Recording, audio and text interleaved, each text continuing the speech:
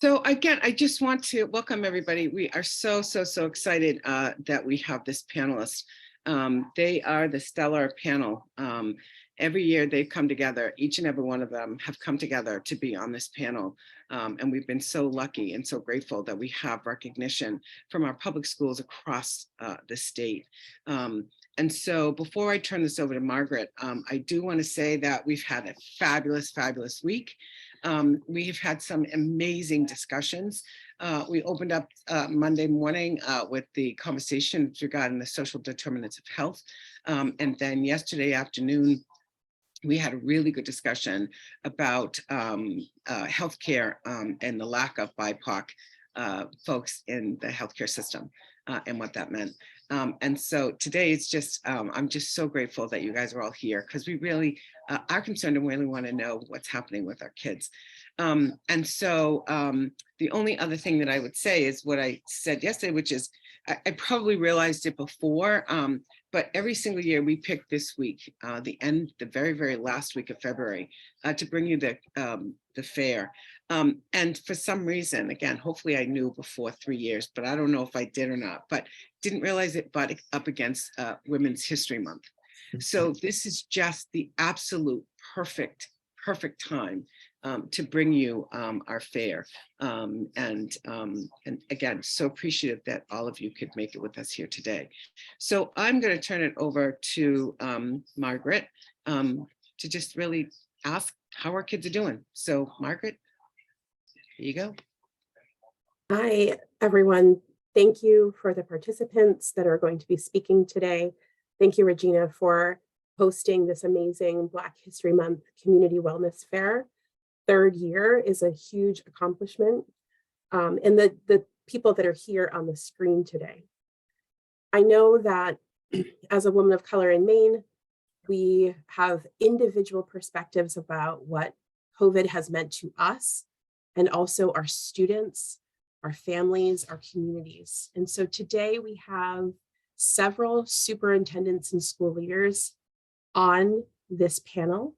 I'd like to just start by asking you how you're doing today, what really keeps you all going, what charges you, and also, if you don't mind, for the panelists, introducing yourself and your role within the state, I think that would help us. So just a quick little icebreaker, just, a 1 minute icebreaker. How are you doing in your name and your title, please? I don't mind jumping in to start. I'm Jake Langlis. I'm the superintendent at Lewiston Public Schools. Thank you all for doing this again. This is multiple years in a row, and we appreciate it. How am I doing? I'm doing okay. It's just kind of one day at a time. I think all of us as superintendents are facing challenges that have never been seen before, in a persistence that has never been seen before. And so we go one day at a time. Having said that, how I think we all stay well and energize is being around the kids. And so we try to get into schools as much as we possibly can, which is harder and harder to do. But when we do, it's energizing. Just love our kids and look forward to the next day to have a positive impact. I'll jump in next if you don't mind. So first of all, I'd like to say also thank you, Regina, for continuously providing this opportunity to not only the panelists who participate in this Wellness Week, but also for the audience that's listening. It's certainly serving the community a benefit. And thank you, Margaret, for your input and all that you're doing. And I certainly appreciate you reaching out to me. And I certainly want to continue being a part of this wonderful event. So thank you very much to both of you. How am I doing? I'm just going to say it. I am doing exceedingly well. When I look back on 2020 and everything that we went through and the superintendents and persons who are affiliated within the school, you know what that was like. We had no blueprint and we were really just kind of flying, by the seat of our pants and hoping that we were doing the right thing. So that was a very daunting year. Year two, we thought we were going to be over the hump. And then it became the masking issue and all of that. So still, although we were in school every day, we were still grappling with the safety and the protocol of COVID. This year has been really a wonderful year because we've had an opportunity to do what we're supposed to do, and that's talk about instruction and how we positively impact students. Now, as a result of year one, 2020 and 2021, we know that kids came with some disconnects. That social interaction that they were accustomed to having, they didn't have, and we had to rebuild. But we're on this upswing with students, so I'm more of a half full versus half empty type person. So I feel good. So when I look back on where I've been and where I am now, it's pretty good. Thank you, Terry, and I appreciate it. Who would like to go next? I can jump in. I totally agree with you, Terry. I think we are on an upswing, and that's energizing in itself. I'm Peter Lancia, Superintendent of Schools in Westbrook. And we are in a good place. I'm in a good place. It feels not that things are normal, because school is never normal. I don't know what normal is, but you know, our schools are open, they're running, our students are learning, activities are building up again. We're on this upward climb, and there's good energy and there's good life, and it feels like we're strong again, which we've been yearning for so long. What keeps me going, similar to what Jake said, seeing students, you know, being in a school yesterday and having a first or second grader say to me, "You called me yesterday morning when I canceled school with my automated message." That means a lot. But being in person with my faculty, being in person with my students, that keeps me going every day. And when I see those first graders who say, "You called me yesterday morning," that keeps me coming back every day. And thank you, Regina, and everybody, for continuing to do this work. It's hard work and it's important work. Thank you for doing that.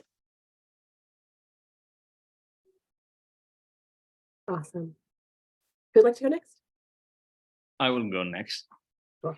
So first and foremost, thank you very much, Regina, for inviting me to this panel, and thanks everyone for. And it's nice to meet you. And but I'm doing well, and you know, I'm transitioning from the role of assistant superintendent, which is a new gig for me now. But you know, what keeps me actually waking up every morning and doing it again is just being with the students. And as a principal, still I am in my office. Actually, I even didn't move yet to the central office because I really would like to stay close to the students. So that's what keeps me actually going every day. And you know, this was very challenging times with the loss of lives, and it's not only just emerging from the COVID, but there were some losses and some mournings in community members, you know, passing because of, or getting their health getting compromised because of the COVID. So it was hard couple of years, but where we are now, we are better than where we were. And what I could say is that something that we at the educational circles or domain or public education, one thing that we learned from the COVID is that really the inequities just surfaced to more people than ever. So that awareness actually creates reimagining how we do schools and education.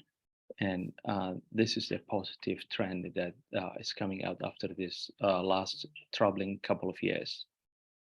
They're looking forward to learn with and hear from this panel. Thanks.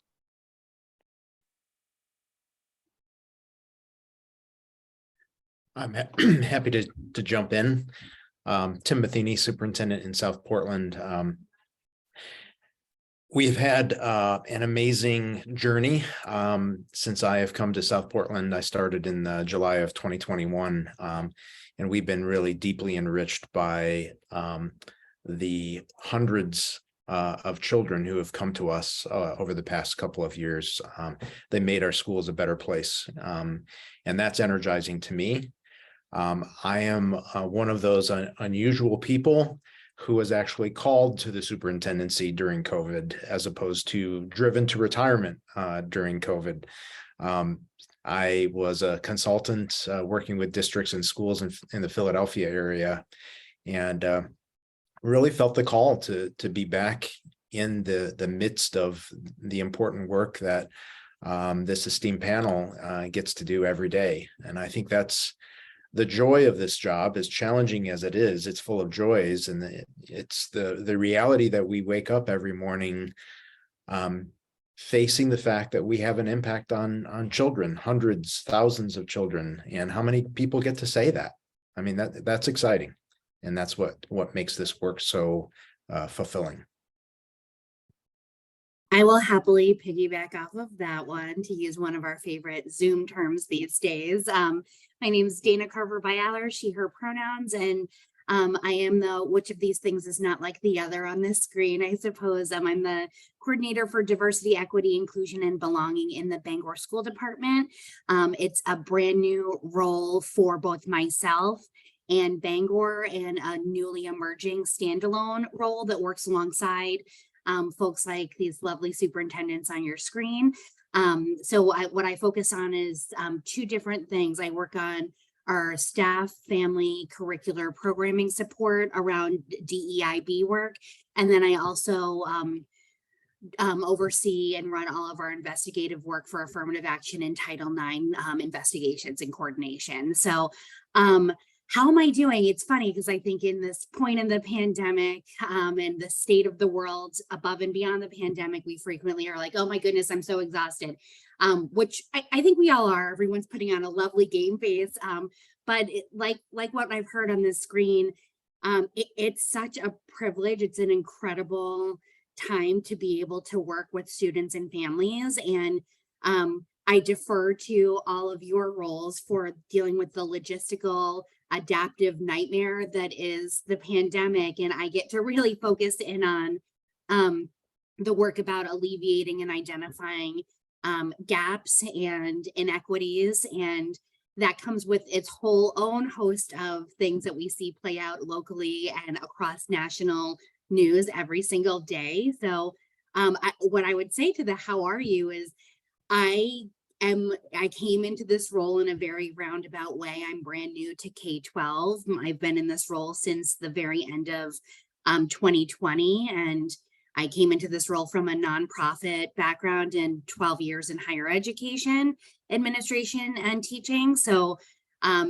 it's an amazing, I have no comparison for pre-COVID, but it's an amazing time to be in a role like this. And I am in a role that is very hard and very stressful, and it's a living my dream type of scenario. I wish there was a role like mine when I was in high school, would have made a difference. So good stuff. Thank you all for sharing our quick introductions. I'd like to do the deep dive into the topic for today, which is COVID-19 before, during, and after. I realize I didn't do an introduction, so I'm not sure, but I'm Margaret Brownlee, she, her pronouns, Director of Diversity, Equity, and Inclusion for the Maine Department of Education.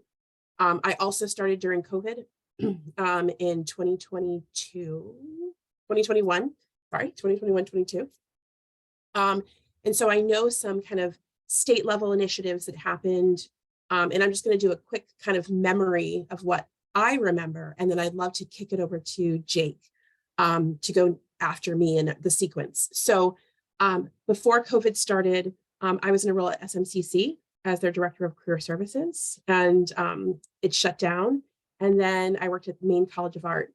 And I remember the masks and the tests and the nose and the coughs. And, we have endured so many changes in the past 3 years as a culture, as adults, as I can only imagine our young people and what they've experienced, but it's all individualized, right? What the elementary school students experienced is different than our middle school kids, is different than our high school and our college students. And so I know that the Maine Department of Education put out standard operating procedures that adapted, I would say probably every week that we were adapting with the CDC. Dr. Nirav Shah was really close, and our hero, our superstar or celebrity in the state. I mean, we were all really paying close attention, either the radio or TV or emails and phone calls. And so I know schools have had to adapt quickly, and that can be really stressful at times. And so I think kind of we're taking a big collective sigh of relief, I hope, as we're moving forward. But I'd love to hear from you all, superintendents and Dana, plus Dana, just kind of how it's been for the kids before, during, after, if you have any success stories or specific challenges, and then we'll go one at a time. So Jake, I know that you have to pop off soon. So if you could start, and then we'll go from there, that'd be great. I'd love to. Thank you, Margaret. I think, a lot of things, but I'll try to be concise because I know there's a lot of wisdom on the screen. I think you're exactly right in that the impacts for different stages of development were very different from other stages of development. In a very practical sense, we often try to narrow things down to situational behavior, maturational behavior, and we try to narrow the focus of why students are presenting a certain way. And I think what we're finding is when students have academic gaps, they will have behaviors that manifest out of that. And when we think about things in SEL and social emotional learning, we use Ruler here in Lewiston as a pretty focused initiative to support students in developing strategies around that. But I think what we're really seeing is a lot of kids who they're struggling to read and they're struggling to do math. And so those gaps and those challenges academically are manifesting themselves in behaviors that we're trying to teach kids to cope with. And so we're learning quickly, kind of like what Superintendent Cooper said here recently. We're learning quickly that it's time to get back to the academics piece, because it's like this cycle of good instruction is the most powerful thing we can do. But good instruction is so needed right now with a labor shortage. It's also so needed in a frame of our kids have gaps. And so if we can't work towards that good instruction piece, we're not going to move the curve the way we want to for our kids. And so again, from a very practical sense, these gaps and these traumas and all of the components that were built into that 2-year essentially miss of school for most kids, it created bigger gaps. It created gaps on all spectrums from an economic disadvantage perspective, also all the way up through just access. And so there's a lot of people that are really trying to figure out how to be successful in environments in which they're really not equipped to be successful. And I think that we're seeing a lot of behaviors out of that. So we're working on behaviors and coping and academics kind of all at the same time. And so it's an uphill battle, but I think we're on it together. The good fortune in all that is I think people understand the challenges we're facing. And it's not just our challenge. I think it's growing in community where people recognize it's going to take us all beyond the borders of school. But it really is going to take us all. We can't just grab the hand of some. It's going to be a community effort. Thank you. I'll jump in next. Awesome. I'm sorry, no, go ahead. That's great. No, I wasn't, someone was jumping in. Go ahead. Okay, so I'll just jump in next. And I think that it was just mentioned that there were certainly some challenges that we faced and that we saw with our students as a result of 20. And let me just preface and say, Tim, I agree with you. You came in during COVID.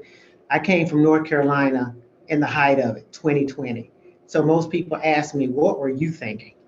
Coming to a state that you had never stepped foot in from North Carolina that's inherently different during the midst of a COVID. So I had retired from North Carolina. So I guess I was just seeking a challenge. And I love this weather. I can take winter year round. So anyway, just saying that. But in 2020, I think we saw each year something different.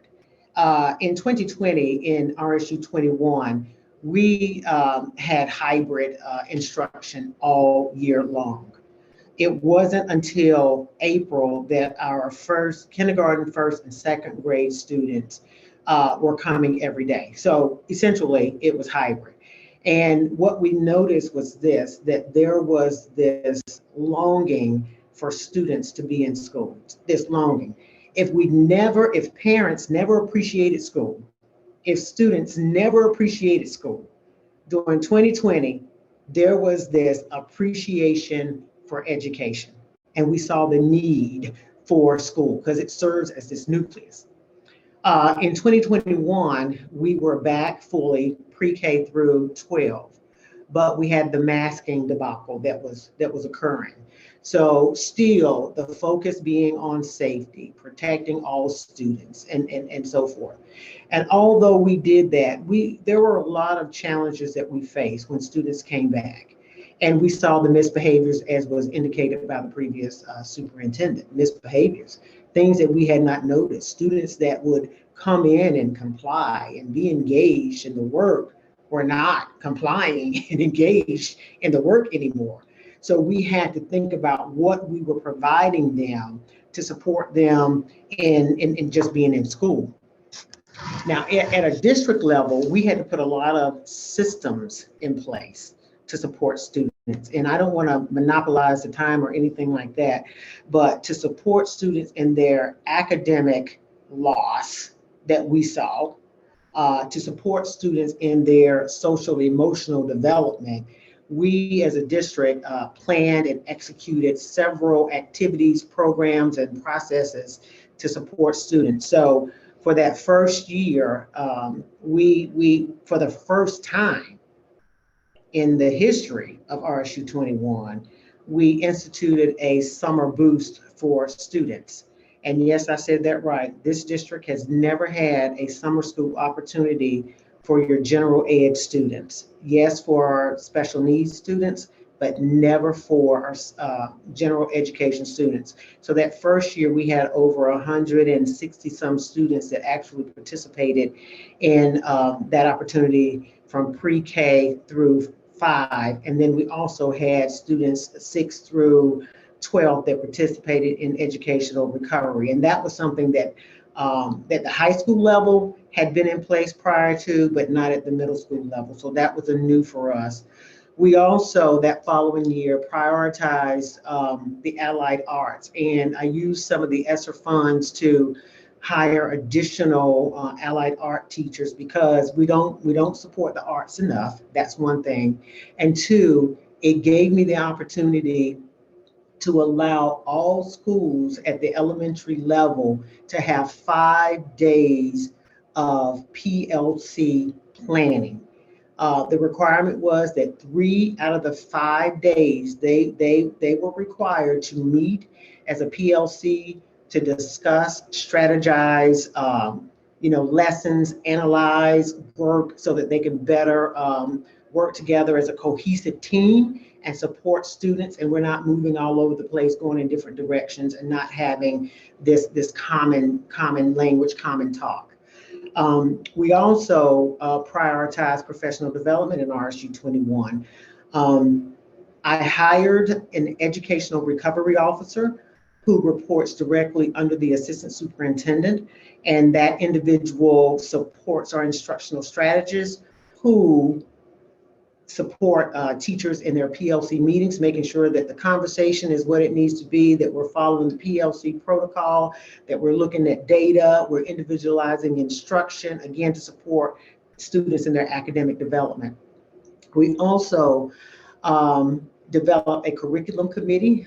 As you know, a lot of conversation ensued about what's being taught to our student 20 and 21, whether it was about CRT, whether it was about Black Lives Matter, whether it was about this, that, or the other. And I said, well, I'll tell you what, if I create a curriculum committee, people can come and voice their concerns.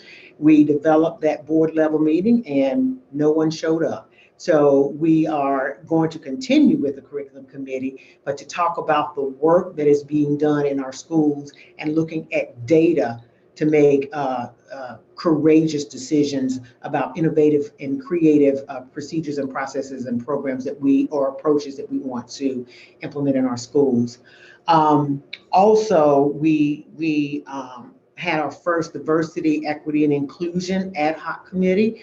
Again, it's important that we look at all students, and although RSU 21 has a small percentage of students of color, it's important that we make sure that we meet the needs of all of our students. And one of the things that we did this year is, because it's difficult to hire diverse students, as you know, or maybe you don't know, the prices of houses in North Carolina is inherently different from the prices of houses here in Maine. And the area here, we don't have a lot of housing apartments available for people who are just starting out. So I appealed to the Department of Education, and I partnered with Global Education Concept, which is an international organization that helps support bringing in international teachers to our district. So because we are committed that students see themselves in and is reflected in our teaching staff or our leadership staff, we are going to hire 4 international teachers. We are beginning that interview process this week to bring them on board, because we have students currently who will never experience a teacher of color through their entire school journey. We have 2 teachers of color in our district out of approximately 360 some staff members.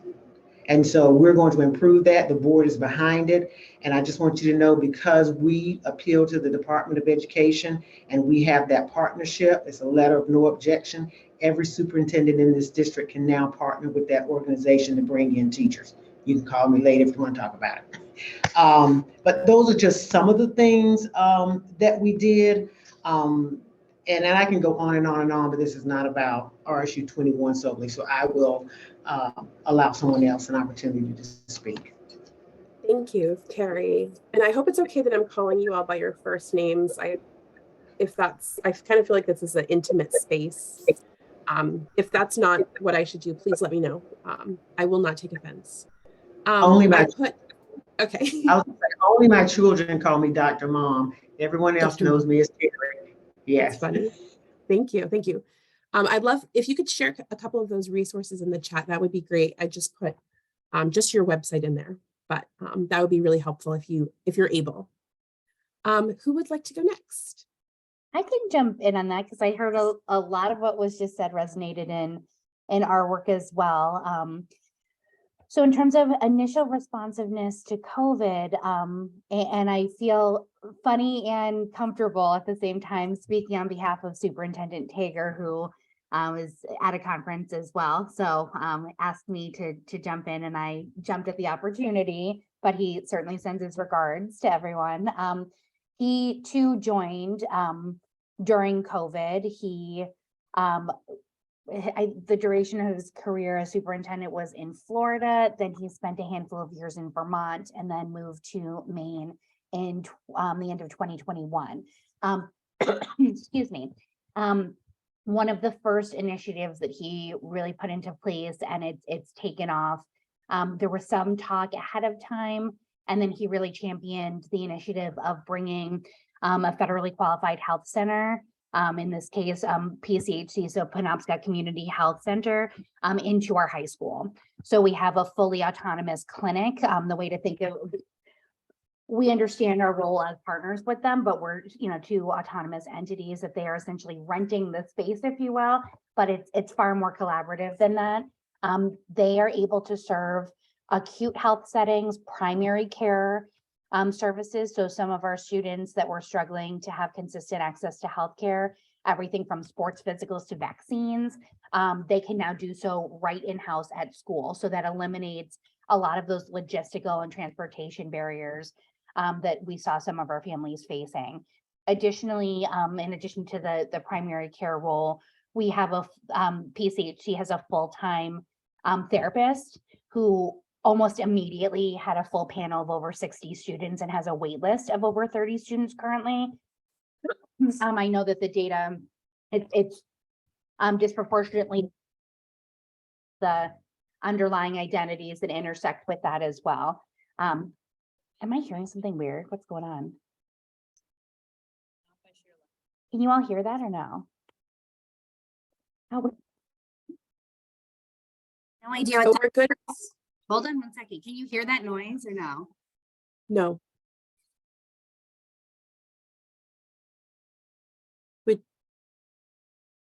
Would you like us to Why move doesn't to some? someone else go? I hear noise coming into my computer and I will come back. Okay, cool. Thank you. No problem. Who would like to jump in next? I kind of saw Peter, but maybe I'm wrong. I can jump in. Okay. Sure. I think one of the things that we are all struggling with, at least we're struggling with here, is that need to press the reset button, and to really put a lot of things back into place and to create new systems that are going to take care of us right now. Because we found that over the course of the pandemic, we've developed a lot of bad habits or a lot of new habits that aren't necessarily productive habits. Among our students, among our faculty, among our administrators, among our families, among the world. We just the fact that we're dressed professionally this morning on the Zoom call instead of wearing our pajamas. I mean, that's another reset that we've all gotten used to again, thank goodness. But we developed a lot of those habits, and habits are hard to break, especially when a habit's been established in response to something traumatic. And we all went through trauma in different ways during the pandemic. And how do we come back to reclaim the good habits of going to school, the good habits of teaching, the good habits of learning, the good habits of just functioning in our world? So we paid a lot of attention to reestablishing our essentials, reaffirming our learning standards, our course blueprints, our instructional frameworks in terms of how do we deliver instruction, resetting the daily expectations in our classrooms, in our schools for what is taught, how it's taught, how we create environments for academics as well as for social and emotional learning. We spend a lot of time, reestablishing the norms. Looking at, we use a great resource in our elementary schools called the First 6 Weeks of School, and that's kind of a recipe book of how to reset or how to start a classroom culture, a classroom environment, and from things like how do we take turns playing games, to how do we walk in the hallway, to how do I ask for help, really setting up those essentials, those essential behaviors that we've forgotten to do because we were isolated for so long. And especially with our youngest children, we're seeing a lot of behavior, a lot of inappropriate conduct among kids of every age, but especially with our youngest kids, who really only have memory and only had development during a pandemic. So, and that's not going to go away. That's not going to be easy to recover from for the children who were born just before or during the pandemic, who are coming into our kindergartens, our preschools. We've been doing a lot of work with an organization called BAR, Building Assets, Reducing Risks is what the acronym stands for. It's an initiative that our high school had been involved with since 2017. So it was kind of back in the pre-pandemic ages, and it really transformed our high school. It's a system of accountability. It's a system of social and emotional learning and development. It's a system of checking in on kids. It's a system of communication. We began by focusing on our 9th graders as they made their transition to high school, in order to monitor their academic growth, fill any gaps they had coming into high school, and support their social and emotional development by teaching them skills to communicate, and making that expectation real, that there was communication between students, between teachers and students, between students, between faculty and home. That became the norm. And that grew into our sophomore team as well in the second year before the pandemic, which allowed us to kind of make that kind of the expectation during the pandemic. So there was already the self-imposed expectation that there would be communication, even though the kids were remote, even though the kids were hybrid in the next year. And at our high school had a fire, so we were even remote for another semester. So the BAR initiative has really helped us to build on that recovery or that reset during the pandemic and now after the pandemic. We expanded that program to one of our elementary schools and to our middle school. This is the second year of that initiative at those schools, and it's doing the same things. You know, from having some structured instruction on communication in our classrooms and on social development in our classrooms, to ways that we structure our PLCs and the ways that we talk about students and the ways that we talk about their growth, the ways that we guide their growth. That's really helping us to reset and to be very targeted, but at the same time be very, very cognizant of the fact that we're working with the whole child, and we're really working with all aspects of the child, not just the academic, not just the social and emotional, but we're really recognizing all of the things that will support every child's success. And I'm really pleased that we're able to do that district-wide, 5 through 12 now, and at one of our elementary schools, K through 4. So that's really helping us to pay attention and to help move into that recovery mode, and really advance that recovery, so that we can reset what was good and rebuild what needs to be rebuilt, and especially in just kind of normalizing some things that are just good for humans, as we work in education as adults, and for our students as they go through the educational system too.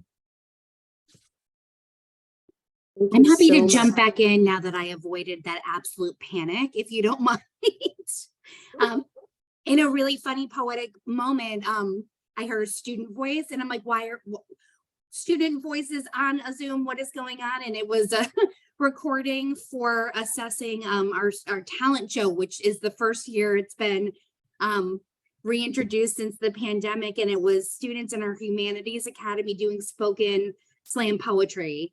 So that was in a funny roundabout way, including technology hiccups, which is a part of the pandemic. I was like, okay, that's a good thing to also mention. So in addition to the clinic in the high school, and there, knowing that the need is there and the interest is there, extending that to both of our middle schools is a conversation.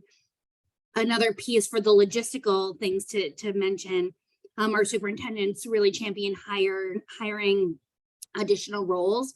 So we have an increase in social workers in every single one of our school buildings. We have 3 new multi-language learning teachers. We have an influx of school nurses that we've been able to sustain beyond, are we in the endemic or however we're phrasing it now. And then in addition to my role, we now also have another standalone role of school safety and communication director. So really looking to bridge the communication and address the multitude of school safety, whether it's public health safety dynamics or the ways in which we know, like everyone on the screen, our students and our families are listening to national conversations around things like school shootings, which we know, I operate from the belief, and I know our other school leaders do as well, that we know that if students don't feel safe and comfortable and seen, we cannot possibly expect them to learn. So that looks like a multitude of concerns and gaps to alleviate. But those are sort of the formal structures in place.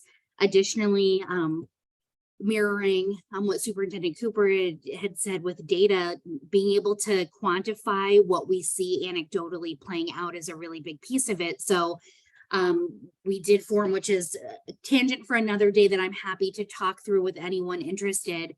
We developed a formal partnership through an MOU with the University of Maine up here in the Orono campus, and had sort of a practice to learning research model where there's a 3-course, 9-credit offering of courses for our teachers only, any of our school staff rather, So we've developed this formal cohort where it feeds into credit-based professional development and a cohort of leaders that really want to research and champion this work, both in terms of understanding data, collecting data, and translating that to practice. In addition to that, really developing a way to assess the equity dynamics in the district. So we've undergone a multitude of surveys to different populations, parents, community leaders, students, and staff, and interviews, focus groups, things along those lines to really understand in both quantitative and qualitative ways what the state of our students are and what our needs are, both for our students and our educators. And then flanking those gaps with things like the back to normal, the back to instruction, having students performing spoken word poetry in my ear on this, I think speaks to the power of giving them those opportunities to self-express, because we know alongside those academic gaps, I'm sure research will be coming out for decades on the lack of resources that existed before the pandemic that are amplified now. We know that our students have a lot going on. We know that there are increased concerns. I mean, anecdotally, since I'm in the receiving of complaint seat, the isolation, the struggles, you know, especially students of underrepresented and marginalized backgrounds, the isolation that came with COVID of being entirely remote and then hybrid and then suddenly back into an environment that for some of our students suddenly being dropped in a building with 1,300 kids looks very different. And then for our littlest ones, it's an incredible feat to think about as the parent of a 2- and 4-year-old. They don't know life before the pandemic. The 2-year-old did not exist, and the 4-year-old does not remember life without masks. So knowing that this is our next wave of learners and families to support, it's a lot, but really adapting to that through things like what I'm sure all of us are grappling with and working on. I've certainly chatted Margaret's ear off and Regina's ear off for our DEIB advisory committee. We now have a mental health advisory committee. So grappling with those things in a way that's not simply checkboxing or performative, to be very transparent here, but really digging into the work and making a difference that everyone can feel. So I'll pause it there and make sure that there's no more student voices on my computer. Thank you, Dana. I appreciate it. I will jump in. So that March day, for me, it was actually like that year I was appointed as a principal, and it was, you know, all this hype of like first African-born Black principal ever in Portland, and it comes with a lot of expectations. And you know, in one of the most diverse school in the state, and the achievement gap was something that really was very fast and big. So I came with a lot of hopes and ideas to try to move the needle. But with that came that March day that we said we will be out for 2 weeks until this flu season or flu passes, and it became like really another way of life. And here we are talking about how to communicate, how to distribute you know, internet and other computer, you know, electronics to students. And surprisingly, it was like we were giving, or in our school, we were giving homework with research assignments that the students need, but they didn't have internet. So here we are distributing this like thousands of at the district, thousands of or hundreds of internet mobile devices and computers. So really, to me, in Portland, and you know, I was reading the Press Herald at some point, and they were talking about how close to 25% of the people who died in Portland for COVID were Black people, while it is less than 5% in the city. So what that tells you, and here I'm tonight distributing instruments and delivering to the houses of the students their music instruments. And one of the kids mentioned to me that his grandfather passed as I knocked their door to give the instrument. And the next day I'm in a call with Dr. Shah about how to do the traditional barriers for community members who passed. So it was really what the housing, talking about housing, and the students saying like, definitely I will get COVID because my brother got, and we share the room, 3 of us. So inadequate housing, inadequate healthcare, and in lack of insurances and all those things. And the education was not different. So what I would say, or the COVID actually surfaced the inequities which started not 2019. I say like 1619. What it started is like what was really what we have seen, and so then coming back after this 2 years, and masking, no masking, seniors can come, juniors can come 1 day, 2 days, every other day, with all these platforms. One thing that I observed also was like some kids actually liked the online. So some of the things that we kept, like now we said like every teacher should keep their online platforms or Google Classrooms. So put them, so some kids actually until now, they really like do well in just doing by themselves. Another outcome was like not only the students need to learn again how to come to school and do school, but the staff also needed the same thing. So it as Peter said about how to do school again, and so establishing these norms again, the staff burnout, and the very reason I was reading research about the very reason that superintendents are leaving the job, others are staying for. So it became 50-50. Like someone will say, I will stay until we pass this period. Another one will say like, no, I can't stay this. This is really very hectic, and I don't want the peak of my work to be signified with this period. So we shortage of staff is something that we're dealing with, and that's everywhere, from cafeteria workers to teachers, bus drivers. But the new the benefit or good thing which came up, after we came back, is that we are really, all of us here are learning and realizing that going to the normal was not a normal. So we have to redesign and reimagine how to do schools, because it was not working for the pandemic, the service that it was not working for a large group of our students, and it wasn't like a random thing. It was more systematic. Like it wasn't working for the PIPAC students in lower socioeconomic students who are from lower socioeconomic families. So there's a lot of initiatives and a lot of random things that we're doing, but in an effort to reimagine and say this was not working well. So how we can build,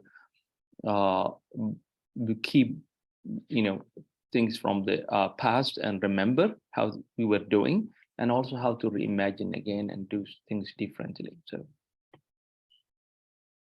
thanks. Thank you. I'm happy to jump in at this point. Thanks again for this opportunity. I would address the question, kind of getting back to the question of how our kids are doing. So I've had the good fortune in the last couple of weeks. I've spoken to 3 classes of 8th graders for Black History Month. I'm an old social studies teacher, so I am always eager to get in and do a history lesson with some of our kids. And they're doing well. and clearly lots of smiling faces, and they're happy to be in school, and they lift us up every day. There's no question about that. But we do have work ahead of us, and I think you've heard a lot about that important work. In South Portland, we have a distinctive and special opportunity. At the beginning of this year, and I'm going to drop a link into the chat, I shared with our staff and our community a document that I called Pillars, Priorities, and Commitments. And the way I describe it is as a roadmap to recovery and reinvention. We're essentially reinventing a school district in South Portland. The South Portland today is not the sort of South Portland of even just 5 years ago, and it's a more exciting and enriching environment, I think, for our students. But we do have specific challenges relating to the changes in the district and coming out of the pandemic. We know we have significant learning challenges. Our data that I shared with the board actually on February 13th in my State of the Schools report, 4 out of 10 of our kids is not doing language arts work at grade level, at the elementary level, and that's unacceptable. And we need to have focus and urgency in addressing those data points. And those are 2 words that I emphasize multiple times with the board: focus and urgency. So we are taking that tier 1 approach around teaching and learning, getting back to those highest leverage practices for teachers, and in reinvigorating our support processes, our professional development for teachers, so that we can lift all students toward those really important standards. But we also have a particular challenge with students who may have had limited formal education or interrupted education and come to us after really arduous journeys. And it's hard to disentangle for some of our students who are furthest from opportunity what is the impact of the pandemic versus what is the impact of trauma in making and surviving civil war in Central and West Africa, making the journey to Central and South America all the way up to our southern border and then to Maine. That's an experience that I have difficulty getting my mind around, quite honestly, because it's so dissimilar from the experiences that I've had.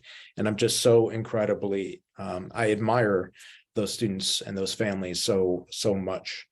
But they come to us with really significant needs for support because of the experiences they've had in their young lives. And we've sought to address those needs in important ways, while also stressing the strengths that they bring to our schools. They bring resilience, they bring personal strength, and we want to maximize those incredible assets that they have. In terms of supporting those students, but all students who are showing that they need extra support, particularly around mental health, we've done a couple of things, and I'll just touch on a couple of them, and I'm happy to talk more with anyone about. There are lots that I could go into, and I presented at our school board and with some families interested on this topic. I'll say a couple of things. Since I became superintendent, we've hired 3 regular education social workers, and we'll add a 4th next year, which is a pretty significant, going from 1 to 4, a pretty significant change in a short period of time. We've also added special education social workers as well. We also, like Bangor, have an in-school health clinic. Our partner is Greater Portland Health, and they have a behavioral health specialist working in our high school, and that's been a fantastic partnership. And we have really stressed the importance of making sure our students feel that they belong in our schools. Our district-wide theme this year is "You Belong Here." And that's important for every student, whether they're born in Maine or born in Angola. That's a really important point to stress with them. The last thing I'll say quickly is when we identified needs of many of our students, we formed a student mental health steering committee. And I think it was so important that I'm facilitating that group because of all things that should be a priority in our district, it's that the linkage between kids' readiness to learn and their mental health is incredibly important. So we have some specific goals already. We've met just for a couple of times, and we'll continue to meet through the year and probably into next year as well. We're looking at universal screeners for our students' mental health so we can do early intervention. And we have one of our schools already piloting universal screeners, so we can do that universal approach in supporting kids.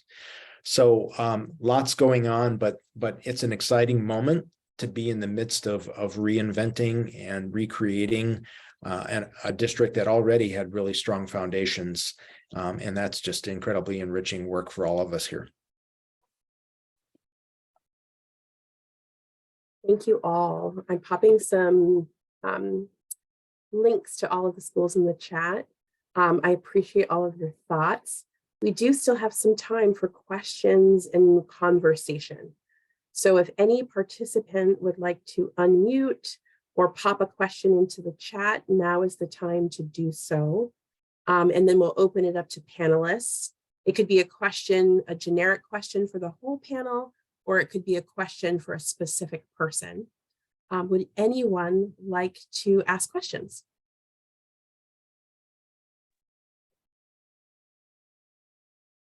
Hi. Love to ask a question if I may.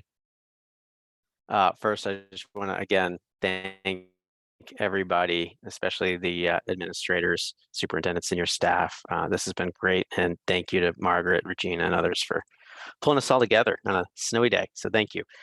My question, and I know some of you are certainly familiar with the work with United Way, and I represent United Way. So Regina, Margaret, Peter, my question is this. So a lot of the work that we do in community around education and our goals to improve education and really looking at educational disparities, a lot of that's predicated on volunteer work in the community, right? And I know that through the pandemic, one of the hardest things for United Way has been mobilizing volunteers tied to our educational efforts, and for two reasons, right? We had A, was you couldn't do in person, and B, the schools were just in crisis mode.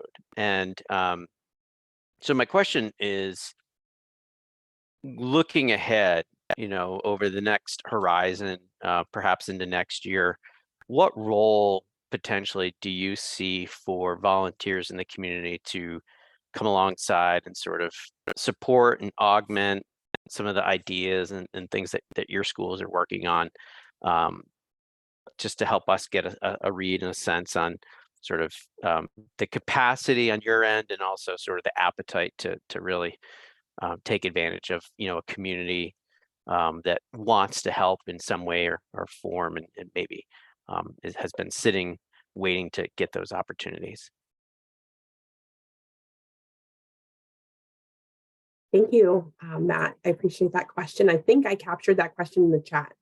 Would anyone like to take a stab at the question?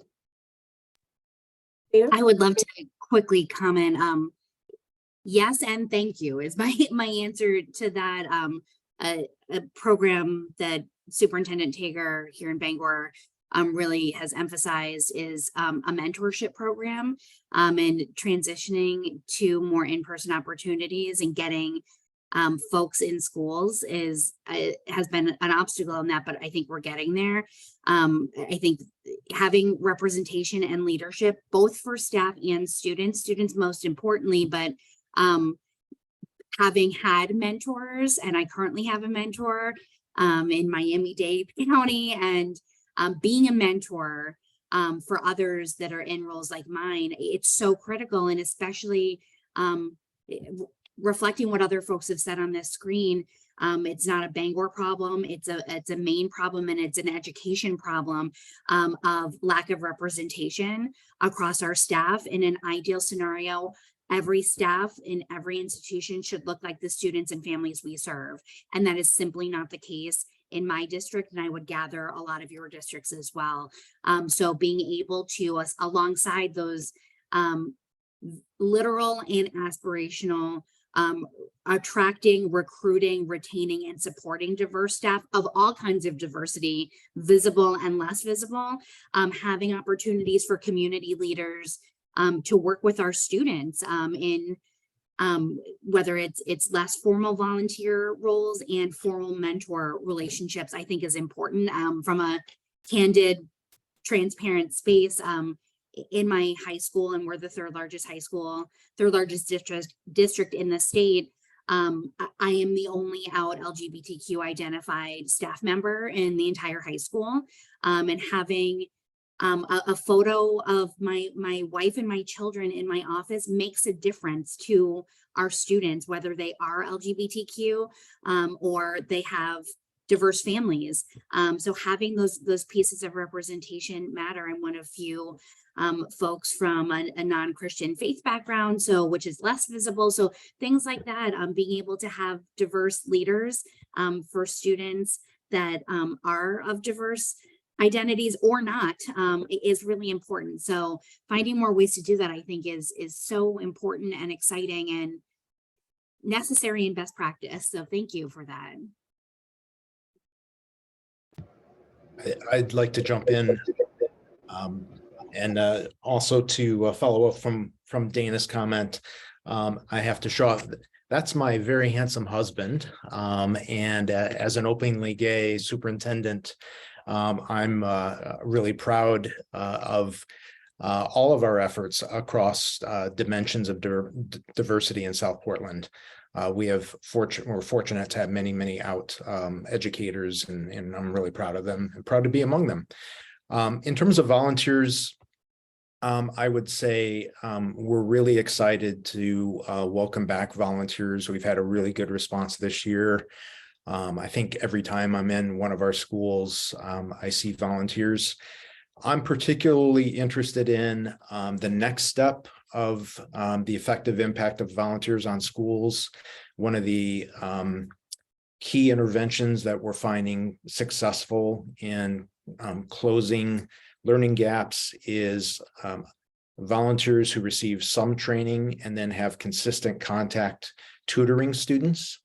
It's that kind of combination of a little bit of training and consistent involvement in tutoring students can really have an impact on students' learning. So because of all the change that we've experienced in the course of the last 18 months, that's something we haven't gotten to yet, but it's certainly something I'm really excited about. And we'd love to partner with organizations to have consistent volunteers who would be willing to put in a little bit of training and do that kind of hands-on, elbow-to-elbow work with students that will have an impact on their learning.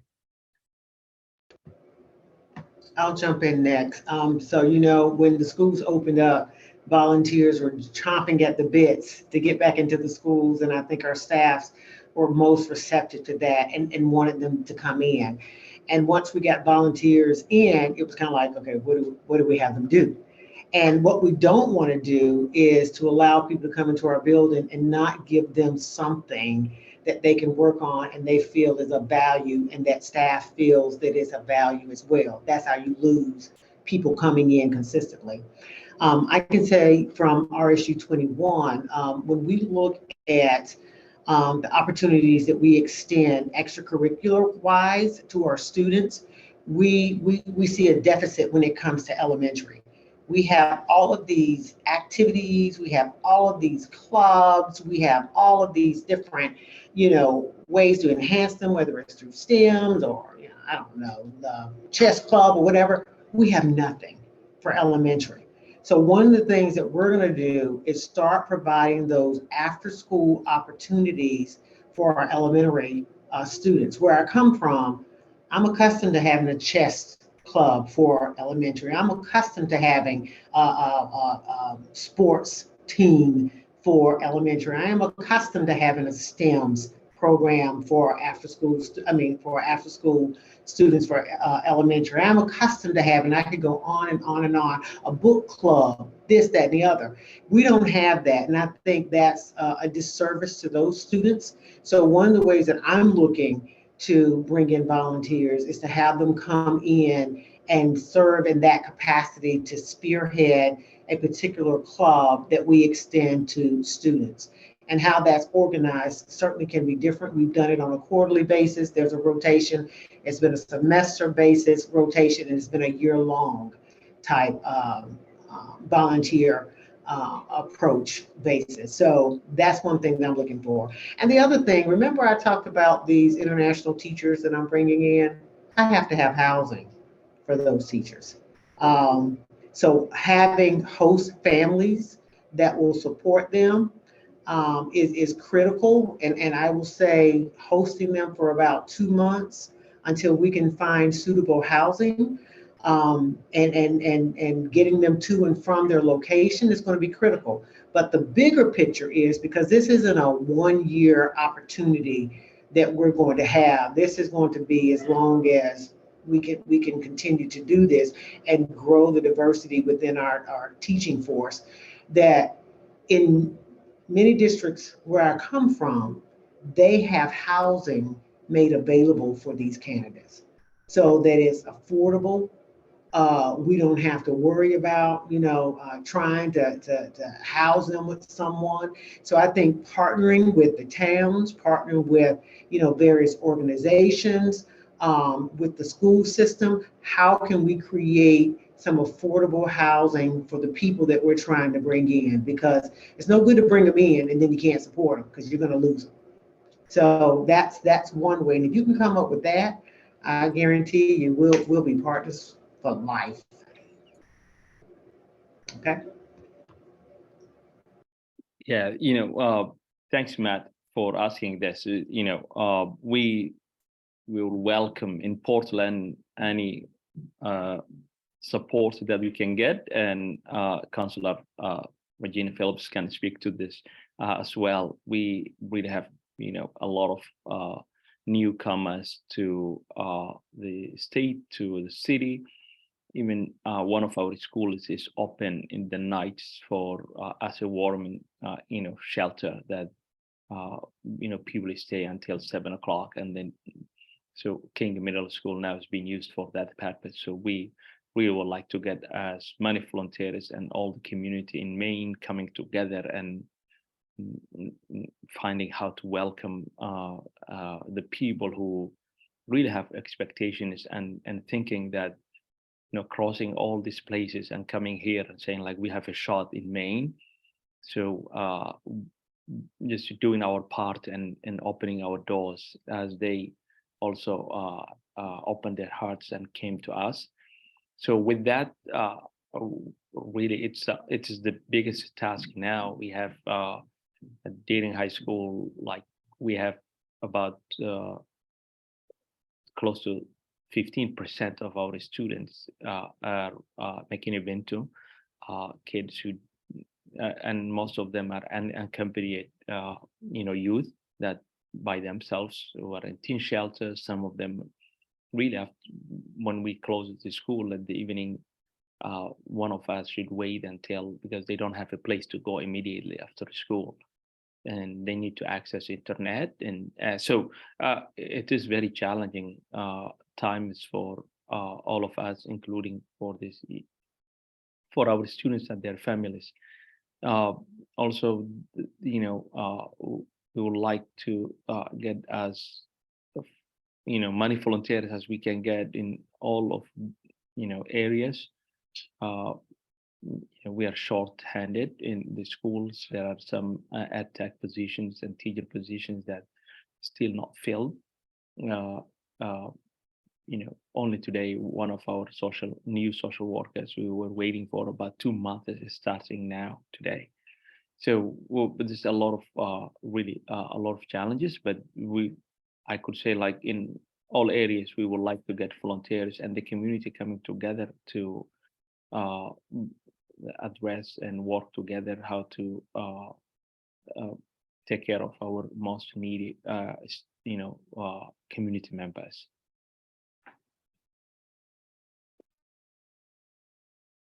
Regina? Wait. I know. First of all, this has just been a fabulous conversation. And Matt, I really appreciate you answering the question, because one of the things I was thinking about as all of you were talking about was, first of all, what incredible work that you all are doing. You, like social workers, are in a thankless job, right? I don't know. I could be wrong. I'm not in the schools. I can't imagine how many people actually go up to you on a daily basis and go, "Hey, you're doing a great job." Right? I'm going to assume it's not many.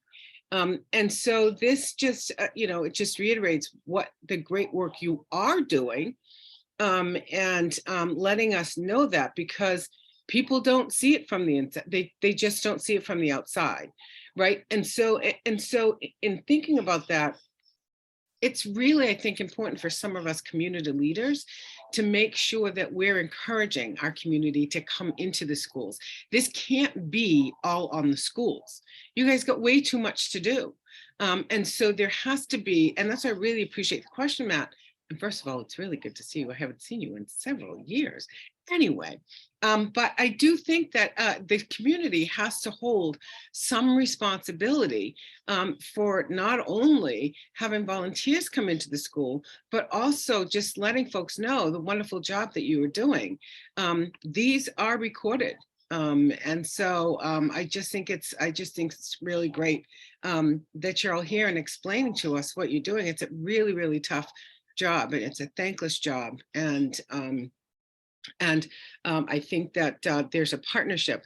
There has to be a partnership. I worked in the Westbrook School Department for 5 years. And so Terry, I know that we all experience that same thing of, you work so hard to try to get people to come to school, right? You're sending out umpteen thousand flyers, right? And you're doing this. We did this week, right? We like, I don't know, we like plastered this everywhere, right? But to take all that energy and then have nobody show up, and then have people come and go, your curriculum is horrible. What are you doing regarding the curriculum? And that. So I know that we have that experience across the board, or you guys have that experience across the board. And I would just say that community partnerships are so important. And so the other thing I was thinking about, Terry, when you were talking about your international teachers coming here, at any point in time, and you guys all know me, if any point in time the community needs to show up to welcome people to Maine, I'm a 9th generation Mainer. I've been here for a really long time. And it's really important for our teachers of color, our social workers of color, our mental health folks of color, it doesn't even matter, to know that there is some diversity in this state. And we want the diversity. We take the diversity seriously. And we're all doing so much work to make sure that we're inclusive and everybody is belonging. USM used to do that a long time ago when they had professors that were coming in. They would put a few of us together just to have lunch or whatever. I know the Pullman, so that they would see that, that there are people of color here. I know that recently the Pullman Public School did a couple of community nights so that folks could come and really be part of the process in hiring a new superintendent. And so Terry, even though I don't live in Kennebunk, I would love to attend anything, and I put that out to any of you, if I have the time, because I really want people of color and people in general to stay in the state. It's really, really important. So anyway, I just put it out there because we just have to do it. And so anyway, there we go. I'm closing it out now. I mean, closing me out. Well, I just want to say thank you so much, Regina, for volunteering and supporting this effort. So send me your number so we can stay in contact. I'll bring my posse. And it's recorded, so you said you would help me, so we got it all. Thank you, Regina. Terry, that's great. I love the authentic connections and all of the information that's going into the chat. I think we have time for one last question. If any of the participants would like to ask. I know it takes a few seconds to come off mute. That's why I'm pausing.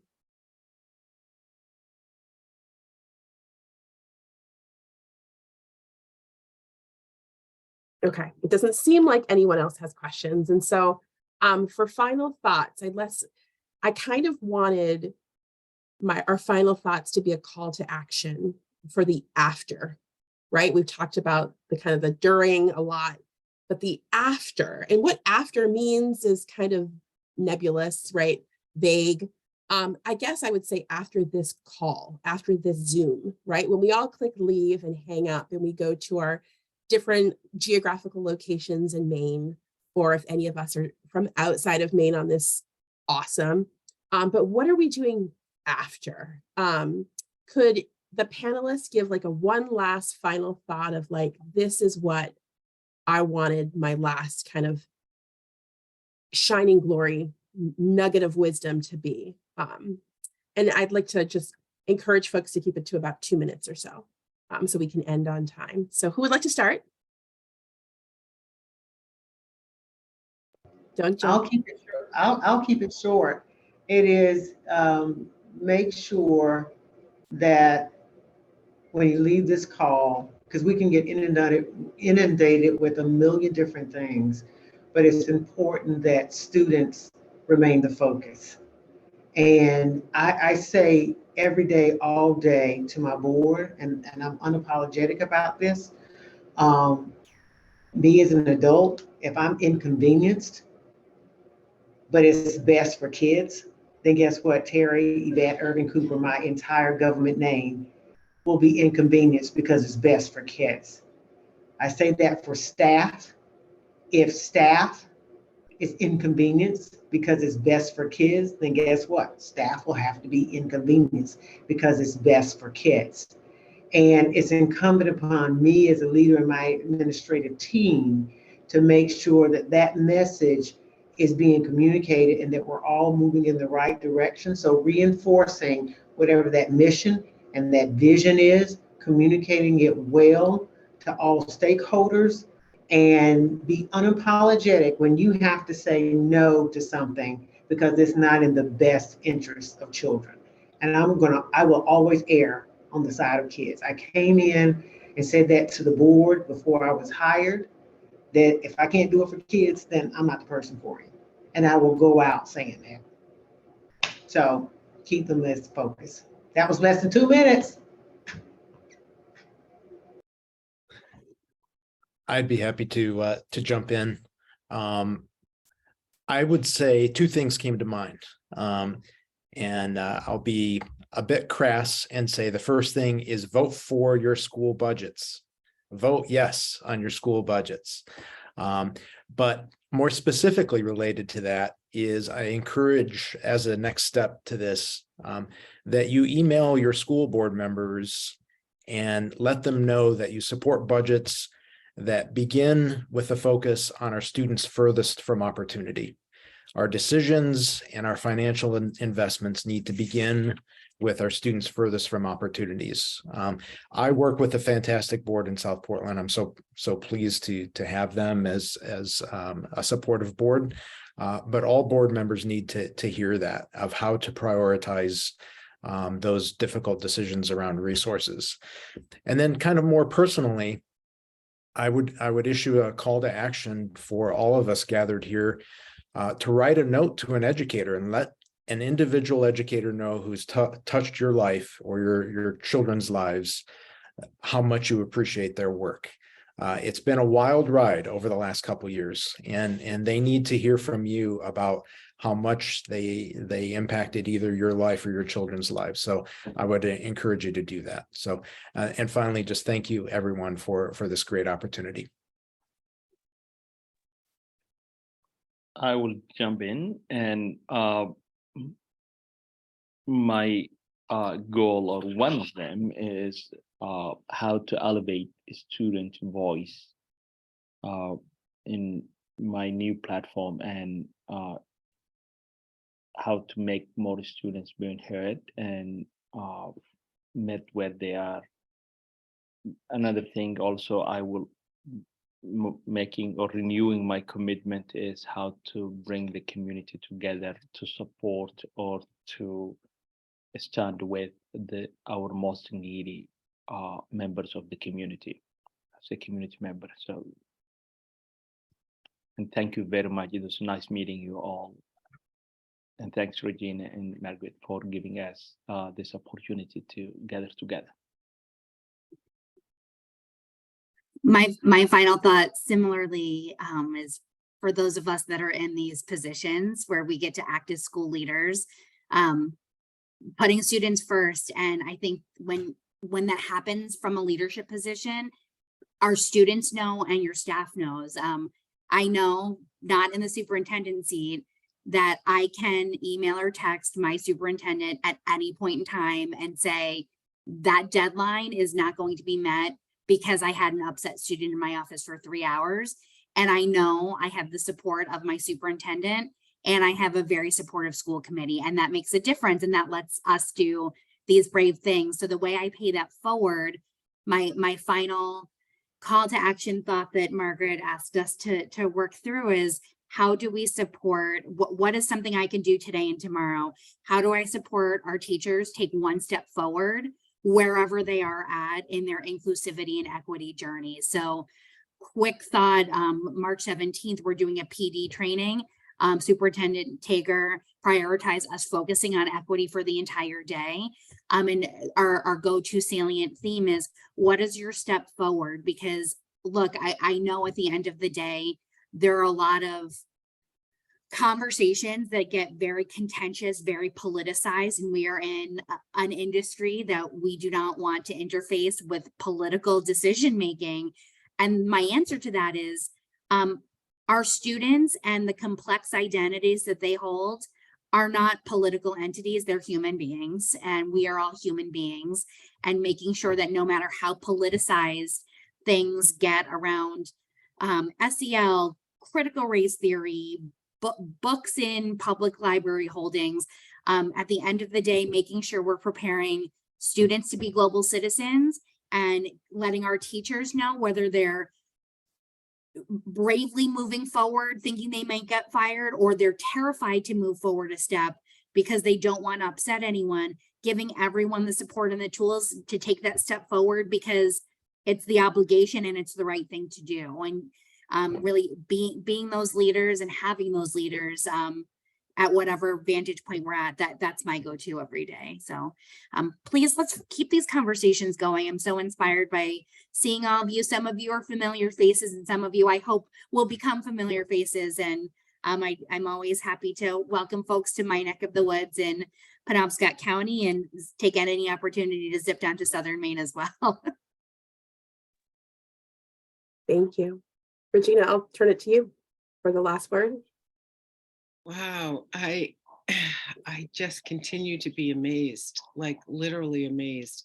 To tell you, like, it's just been an incredible week. And I just get so energized and so pumped up. I think I've been smiling since Monday at about 10:30 when our first session ended, because we've just had such incredible conversations. And this is one of them. Again, this is a panel we've had every single year. We try to change it up, but this is like, this is one of the most important ones. You will get a call from me next year around January 1st to say, come on back. And I really appreciate everybody's time. Margaret, you did a fabulous job facilitating. All of you did a wonderful job. I do want to quickly, I know we're over the end, but I just want to quickly let you know the support that Cross-Cultural Community Services got in putting this together. Organizations like Maine Association of New Americans, Maine Access Immigrant Network, the City of Portland Health Equity Program, Gateway Community Services Maine, New Mainers Public Health Initiative, United Way of Southern Maine, Spiritual Care Services of Maine, Maine Family Planning, Maine Health, Franny Peabody Center, Equality Community Center, and of course, the state's office, and not of course, but the state's office of behavioral health, the Strengthen Me program. I cannot tell you how incredibly supportive that entire team has been, especially Lai, who he has been doing all of the tech and sending out all of the reminders every single day. So, oh my God, thank you, thank you, thank you, thank you. I can't say it enough. And I hope everybody has a wonderful and fabulous day. Thank you, Regina. You're welcome.